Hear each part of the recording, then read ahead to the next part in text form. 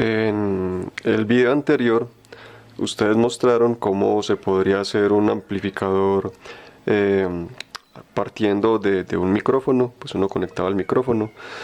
Hay un amplificador configurado con esta polarización universal. Eso se puede representar pues como un triángulo. Tomaban la señal y básicamente ustedes observaron, o se podría observar, que una pequeña señal se podría amplificar bastante a partir de una configuración con un solo transistor. Esa señal pues ingresó al Arduino, ustedes la llevaron al Arduino y luego reprodujeron el audio. Digamos que esa es una señal, una aplicación que recibe una señal pequeña y luego la convierte en una señal grande para poder, digamos, se pueda reproducir y se pueda escuchar de una mejor manera. Pero ¿qué pasaría si nosotros quisiéramos hacer una especie de megáfono? Es decir, tenemos el amplificador y si nosotros queremos conectar esto a un parlante y ojalá pues que suene duro, o sea, que el parlante tenga cierta potencia, ¿cómo funcionaría? Pues este parlante tiene una resistencia y entre, digamos, más potencia, muy probablemente esta resistencia va a ser menor obviamente pues va a conducir más corriente. Pero si ustedes ponen este mismo amplificador que ustedes hicieron y lo conectaran directamente a una resistencia pequeña, lo que pasa en primer lugar mínimo es que la ganancia se va a caer y el circuito en general va a cambiar. Aquí vamos a hablar de lo que se conocen como amplificadores de varias etapas. Aquí lo que hace falta entonces es ubicar otra etapa, que es lo que vamos a llamar la etapa de potencia o un amplificador de salida. Un amplificador de salida pues lo que hace es eso, dar salida a sistemas de amplificación como este. Lo bueno que tiene este amplificador que ustedes hicieron es que tenía una ganancia considerable, una ganancia muy buena, pero tenía una resistencia de salida muy alta. En el Arduino funcionaba porque digamos que la carga que se le ponía era una resistencia grande, porque el puerto analógico del Arduino digamos que tiene una resistencia grande, pero si le vamos a poner una carga pequeña muy seguramente el amplificador ya no va a funcionar. En este sentido, entonces hace falta poner un elemento que maneje muy buen voltaje, muy buena corriente y que además, digamos que pueda conservar la señal que hay aquí, la pueda pasar a este otro lado. Ahí estamos hablando de una aplicación especial de amplificadores que va a diferir, como ya les vamos a discutir, de los amplificadores que hemos hablado con anterioridad. Uno puede por lo general tener un amplificador y digamos que uno podría, digamos que si yo quisiera amplificar muchas veces o tener una ganancia muy grande, por ejemplo, podría poner dos amplificadores de la práctica anterior, de la construcción del circuito anterior y digamos que aumentar la ganancia de esta manera. Uno puede poner n amplificadores en cascada y de cierta manera pues digamos que esa ganancia sería muchísimo mayor. Uno puede amplificar varias veces. Digamos que lo que se usa realmente podría no necesariamente tener que ver con la ganancia, sino pues con varias cosas. Por ejemplo, nosotros hicimos un amplificador de emisor común. Se usó el amplificador de emisor común porque el amplificador de emisor común pues tiene una buena ganancia. Pero digamos que si uno fuera a hacer digamos un amplificador digamos bien hecho, pues debería tener una fase de preamplificación y un acoplamiento de impedancias. Este es un acoplamiento de impedancias. Este se podría hacer con un colector común. Y este que es digamos, preamplificador, podría ser uno de base común. Aquí, sin embargo, pues no vamos a hacerlo pues como con tanta calidad, sino que vamos únicamente a poner a la salida de este amplificador, vamos a poner un transistor, un amplificador de potencia. Ese amplificador de potencia, como ya dijimos, pues va a tratar de mantener la señal a la entrada. Pero digamos que aquí hay algunas consideraciones a tener en cuenta. Realmente cuando estábamos diseñando los sistemas anteriores, un amplificador a baja señal, a pequeña señal, uno suponía que esta señal, digamos que si está del orden de los 10 milivoltios, pues uno consideraba que era una pequeña señal y podía proceder a aplicar el modelo lineal. Ese modelo pues que dice que la corriente de colector es beta veces la corriente de emisor. Bueno, y todo lo que hemos visto de los modelos de pequeña señal. Aquí el problema ¿cuál es? El problema es que nosotros hemos fabricado un amplificador. Ese amplificador recibía una pequeña señal y obviamente la salida pues salía más grande. Si estamos hablando, digamos, del Arduino, pues podemos estar hablando, podría ser de señales de 0 a 5 voltios o de 0 a 1 voltio. Ya eso lo convierte en señales no de pequeña señal, sino en señales más grandes. Entonces una primera diferencia con el amplificador anterior es que esta señal no va a ser pequeña. La señal de entrada a una etapa de salida va a ser grande porque generalmente ya está amplificada, generalmente ya tiene una ganancia implícita la señal, y aquí básicamente lo que se quiere es como tener la misma señal pero que la potencia sea mucho mayor. Digamos que la corriente y el voltaje, si este voltaje es grande, sobre todo la corriente, puedan ser grandes para ser entregadas a cargas pequeñas. En ese sentido, pues hay varias configuraciones de amplificadores de potencia. Hay, digamos, básicamente tres clases. Digamos que está el clase A, está clase B y vamos a hablar básicamente de tres, realmente hay más. Hay uno que se usa mucho en radiofrecuencia, pero aquí no vamos a hablar de ese. El clase A pues funciona muy similar digamos a lo que hemos hablado ya, con polarizaciones y etcétera. Pero digamos que lo que hay aquí en estos dos difiere un poquito, pero el análisis es sencillo. Básicamente, ¿en qué consisten las tres clases? Básicamente, un amplificador de potencia, grosso modo, podría decirse que se rige según la eficiencia y según la distorsión. O sea, esas son características muy importantes de los amplificadores de salida. Un amplificador clase A por lo general tiene muy buena distorsión, pero tiene muy baja eficiencia, porque generalmente estos amplificadores necesitan una corriente que se establezca para poder funcionar.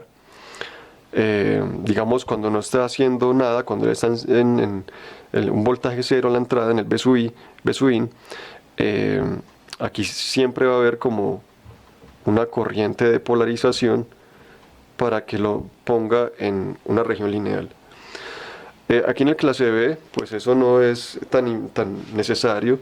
Digamos, aquí de estos tres se podría decir que es el que más eficiencia tiene, pero la distorsión sí es mayor que en el clase A. Y por último, pues los clase AB son una mezcla de estos dos, tratan de tener la eficiencia de los clase B y la poca distorsión de los clase A. Pero eso vamos a hablar de ellos posteriormente. Acá entonces vamos a arrancar con los de clase B. Los de clase B pues generalmente tienen una alta eficiencia y por eso son usados en aplicaciones de mayor potencia. Generalmente ese debería ser la forma de usarlos para que, digamos, uno le pueda sacar el máximo jugo a una aplicación en la que uno necesite manejar corrientes grandes y voltajes grandes, obviamente. Un amplificador clase B pues realmente tiene una configuración muy sencilla. Digamos que yo podría poner aquí dos transistores complementarios conectados por su base y estos dos emisores conectados, obviamente este es NPN y este es PNP, y ya, o sea, básicamente uno hace esa conexión y realmente pues el amplificador funciona. Uno pondría la carga o el voltaje de salida estaría aquí y esta sería, digamos, la carga digamos podría ser una resistencia de carga, por indicarlo de alguna manera. ¿Cómo funciona este circuito? Pues es muy sencillo. Pues acá nosotros podemos hacer una malla, aquí por ejemplo, y aquí tendríamos que el voltaje de entrada es, yendo por acá, haciendo esta malla, es igual al voltaje de base emisor más el voltaje de salida.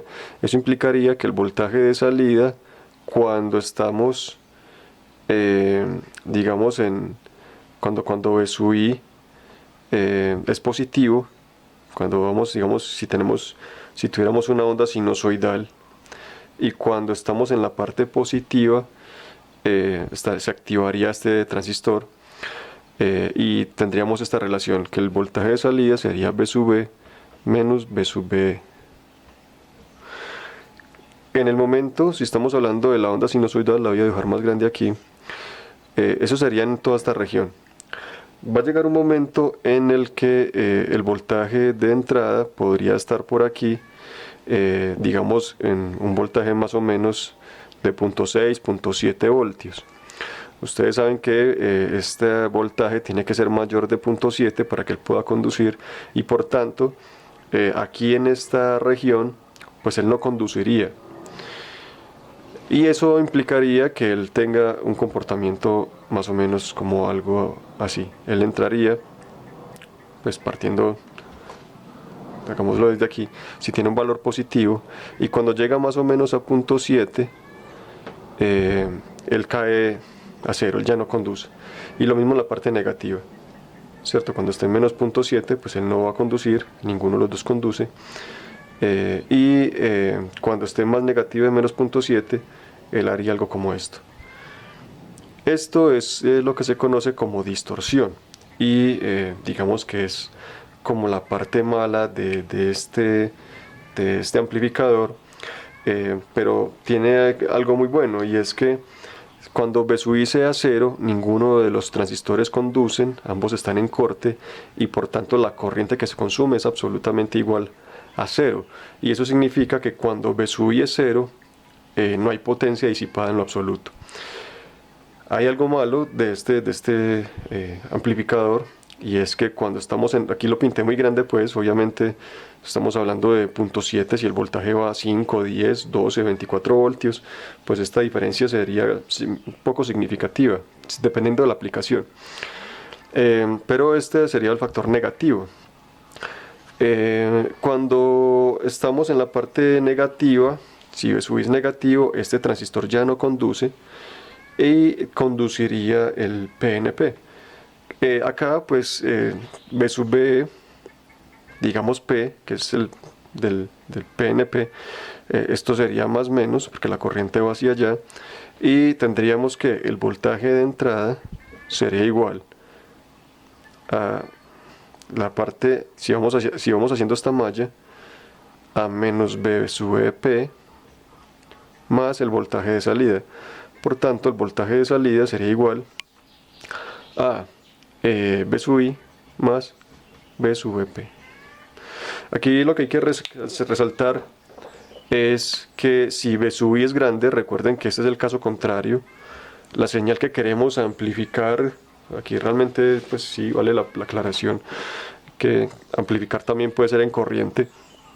La señal que queremos amplificar acá tiene un voltaje grande. Este voltaje grande, o este V sub I, va a ser grande en comparación con V sub P, que es el caso contrario que cuando hacemos el análisis de pequeña señal. Acá entonces V sub P digamos que puede tener, no sé, del orden de los 0.7 voltios, y digamos que V sub I va a variar entre 0 y no sé, digamos 20 voltios. Son señales grandes, o de 0 a 5 voltios pues, pero digamos 10 voltios. Son señales que tienen un voltaje significativo.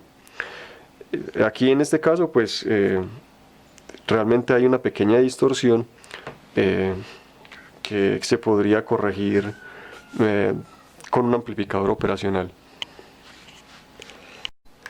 Uno puede mejorar puede mejorar esa distorsión si genera una retroalimentación con un amplificador operacional, poniendo a V sub I en este punto. De esta manera pues esa distorsión tiende a disminuirse. ¿Cuál es el problema? El problema es que por lo general estos amplificadores que son circuitos integrados tienen un ancho de banda menor que lo que tiene un transistor, es decir, son más lentos los amplificadores operacionales que los transistores solitos, obviamente porque este tiene, digamos, más componentes, sería una de las causas. Para evitar y para aumentar el ancho de banda de operación, si es que uno requiere un amplificador de más ancho de banda, entonces se usan los amplificadores de salida clase AB, que de eso vamos a hablar luego. Pero en este momento lo que sugiero es que hagamos este circuito de manera que nosotros podamos amplificar la señal que habíamos generado antes con el amplificador de emisor común. También es posible configurar el amplificador con una sola fuente. Aquí tenemos VCC, aquí tenemos tierra. En la configuración anterior estaba menos VCC, era una fuente dual, pero digamos que las ecuaciones aplican igualmente si tenemos una sola fuente, dado el caso que ustedes tengan dificultades para conseguir una fuente dual o que realmente el diseño pues implique que tenemos una sola fuente.